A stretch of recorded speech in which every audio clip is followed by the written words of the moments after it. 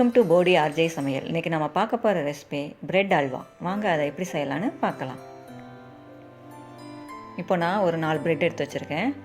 அதை இந்த மாதிரி நம்ம கட் பண்ணி வச்சுக்கலாம். உங்களுக்கு சைடில் இருக்கிற அந்த ப்ரௌனை கட் பண்ணாலும் நீங்கள் கட் பண்ணிக்கலாம்.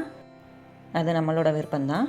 இப்போ ஒரு கடாயில் நம்ம எண்ணெயை ஊற்றி அது நல்லா சூடானதும் அதில் நம்ம கட் பண்ணி வச்சுருக்கிற ப்ரெட்டை போட்டுடலாம். போட்டு நல்லா கோல்டன் கலர் வந்தோடனே நம்ம எடுத்துடலாம். இந்த மாதிரி நமக்கு கோல்டன் கலர் வந்தோடனே நல்லா திருப்பி விட்டுக்கோங்க. சீக்கிரமே உங்களுக்கு ஃப்ரை ஆகிடும். இந்த மாதிரி நம்ம பொரித்து வச்சுக்கலாம். உங்களுக்கு இந்த மாதிரி கிடைக்கும். இப்போ நம்ம ஒரு கடாயில் 1 கப் பாலை ஊற்றிக்கலாம்.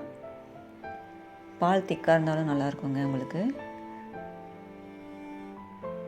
இந்த பால் நல்லா சூடானதும் அதில் நம்ம ஃப்ரை பண்ணி வச்சுருக்கிற ப்ரெட்டை போட்டுடலாம்.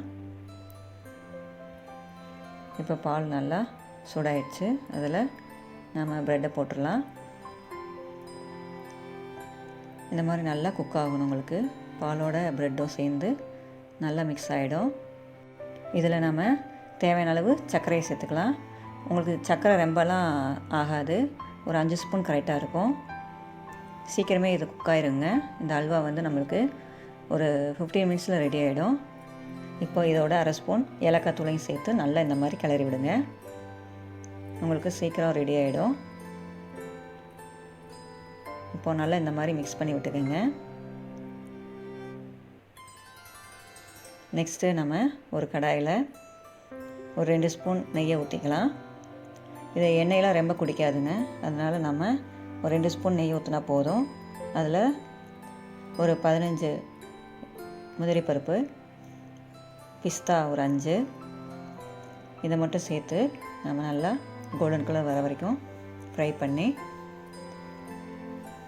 நம்ம அதில் அல்வாவில் கொட்டிக்கலாம். கொட்டிட்டு நம்ம நல்லா கிளறி விடுங்க. 5 மினிட்ஸ் இந்த மாதிரி நல்லா நம்ம கிளறி விட்டுக்கலாம். சாஃப்டாக வேணும்னா நீங்கள் இந்த ஸ்டேஜ்லேயே நம்ம ஆஃப் பண்ணிடலாம். இல்லை இன்னும் கொஞ்சம் நமக்கு ஒரு மாதிரி ஒரு ரஃப்பாக வேணும்னா நம்ம அந்த எண்ணெயிலே நல்லா இன்னும் கொஞ்சம் ஒரு 10 மினிட்ஸ்க்கு நல்லா கிளறி விட்டால் உங்களுக்கு நல்லா ஒரு மாதிரி ரஃப்பாக கிடைக்கும். அது நல்லாயிருக்கும். அந்த டேஸ்ட்டும் நல்லாயிருக்கும். இதில் வந்து நம்ம குக்கும்பர் சீடு, அதாவது நம்ம வெள்ளரிக்காய் விதை இருந்துச்சுன்னா அதை போட்டுக்கலாம். இப்போ எல்லாம் ரெடி ஆகிடுச்சு. கடைசியாக நம்ம கோவா இருந்துச்சுன்னா, ப்ளெயின் கோவா இருந்துச்சுன்னா நீங்கள் கூட போட்டு நம்ம செஞ்சால் சூப்பராக இருக்குங்க.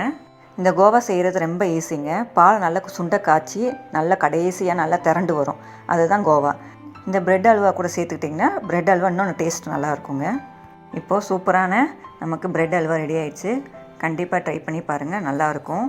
மீண்டும் அடுத்த வீடியோவில் சந்திக்கும் வரை நன்றி, வணக்கம்.